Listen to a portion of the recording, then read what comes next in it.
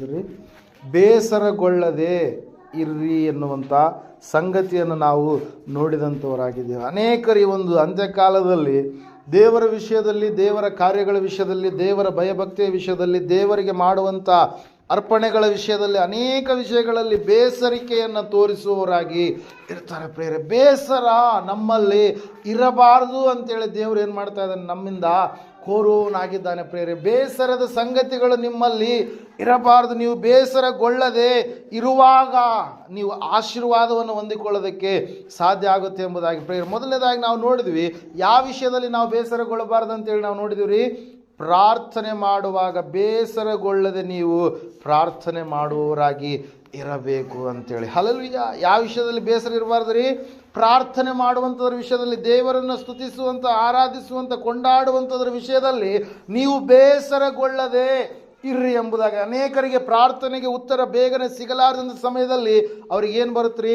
ಬೇಸರ. ಎಷ್ಟು ಪ್ರಾರ್ಥನೆ ಮಾಡ್ತಾ ಇದ್ದೇನೆ ಆದರೂ ಕೂಡ ನನ್ನ ಪ್ರಾರ್ಥನೆಗೆ ಉತ್ತರ ಸಿಗ್ತಾ ಇಲ್ಲ ಎಂಬುದಾಗಿ ಅನೇಕರು ಏನು ಮಾಡ್ತಾ ಇರ್ತಾರೆ, ಪ್ರಾರ್ಥನೆ ಆ ವಿಷಯಕ್ಕೋಸ್ಕರವಾಗಿ ಮಾಡುವಂಥ ಪ್ರಾರ್ಥನೆಯನ್ನೇ ನಿಲ್ಲಿಸಿ ಬಿಡ್ತಾರೆ, ಬಿಟ್ಟು ಬಿಡ್ತಾರೆ ಪ್ರೇರ. ಆದರೆ ಸ್ವಾಮಿಯವರು ಹೇಳ್ತಾ ಇದ್ದಾರೆ, ಅನ್ಯಾಯಗಾರನಾಗಿರ್ತಕ್ಕಂಥ ಆ ನ್ಯಾಯಾಧಿಪತಿ ಆ ಬಡ ವಿಧವೆಯ ನ್ಯಾಯವನ್ನು ಯಾವ ರೀತಿಯಾಗಿ ತೀರಿಸಿದ್ರು, ಆ ದೇವರಾದುಕೊಂಡವರು ಹಗಲು ಇರುಳು ದೇವರಿಗೆ ಮೊರೆ ಇಡುವಾಗ ಖಂಡಿತವಾಗಿ ದೇವರು ಅವರ ಪ್ರಾರ್ಥನೆಗೂ ಕೂಡ ಉತ್ತರವನ್ನು ದಯಪಾಲಿಸ್ತಾನೆ. ಲೂಕನ ಬರೆಸುವಾರ್ತೆ 18ನೇ ಅಧ್ಯಾಯದಲ್ಲಿ ಆ ವಿಷಯವನ್ನು ನಾವೇನು ಮಾಡಿದಂಥವರಾಗಿದ್ದೇವೆ, ನೋಡಿದಂಥವರಾಗಿದ್ದೇವೆ. ಬೇಸರಗೊಳ್ಳದೆ ಮೊದಲನೇದಾಗಿ ನಾವು ಏನು ಮಾಡಬೇಕಂತ ನೋಡಿದ್ವಿ ರೀ?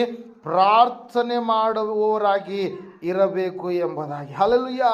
ಏನು ಮಾಡ್ಬೇಕ್ರಿ? ಪ್ರಾರ್ಥನೆ ಮಾಡುವವರಾಗಿ ಇರಬೇಕು. ಎರಡನೇದಾಗಿ ನಾವು ನೋಡಿದಂಥವರಾಗಿದ್ದೇವೆ, ಒಳ್ಳೆಯದನ್ನು ಮಾಡುವಂಥದ್ರ ವಿಷಯದಲ್ಲಿ ಏನು ಮಾಡಬಾರ್ದಂತ. ಎರಡನೇದಾಗಿ ನಾವು ಬೇಸರಗೊಳ್ಳಬಾರದು. ದೇವರ ಒಂದು ಕಾರ್ಯಗಳು ಎಲ್ಲವೂ ಕೂಡ ಒಳ್ಳೆಯವಾಗಿವೆ. ದೇವರು ಒಳ್ಳೆಯ ಆತನಾಗಿದ್ದಾನೆ.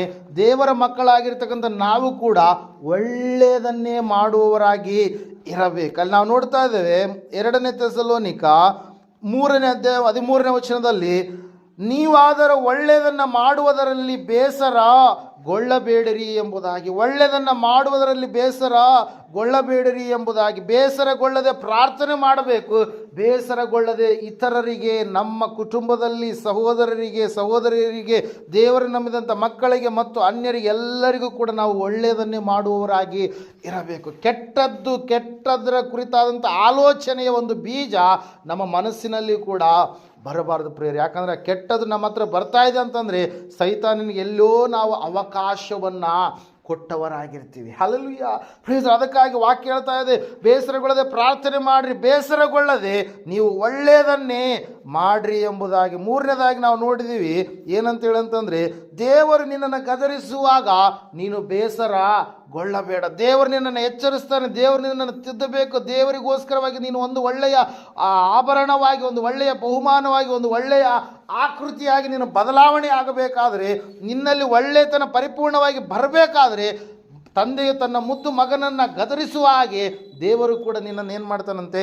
ಗದರಿಸ್ತಾನೆ. ಇಬ್ರಿಯ 12:5 ಆತನು ನಿನ್ನನ್ನು ಗದರಿಸುವಾಗ ಬೇಸರಗೊಳ್ಳಬೇಡ ಎಂಬುದಾಗಿ. ಕೊನೆಯದಾಗಿ ನಾವು ನೋಡಿದ್ವಿ ಏನಂತ ಹೇಳಂತಂದರೆ, ನೀನು ದೇವರ ನಿಮಿತ್ತವಾಗಿ ನಿಂದೆಗಳನ್ನು, ಅವಮಾನಗಳನ್ನು, ಕಷ್ಟಗಳನ್ನು, ಅನೇಕರು ನಿನ್ನ ಮೇಲೆ ಸುಳ್ಳುಗಳನ್ನು ತಪ್ಪಾಗಿ ಓರಿಸಿದಾಗ ನೀನು ಬೇಸರಗೊಳ್ಳಬಾರದು. ನಿನಗೋಸ್ಕರವಾಗಿ ಪ್ರತಿಫಲ ಪರಲೋಕದಲ್ಲಿ ಖಂಡಿತವಾಗಿ ದೇವರು ಏನು ಮಾಡಿದ್ದಾನೆ?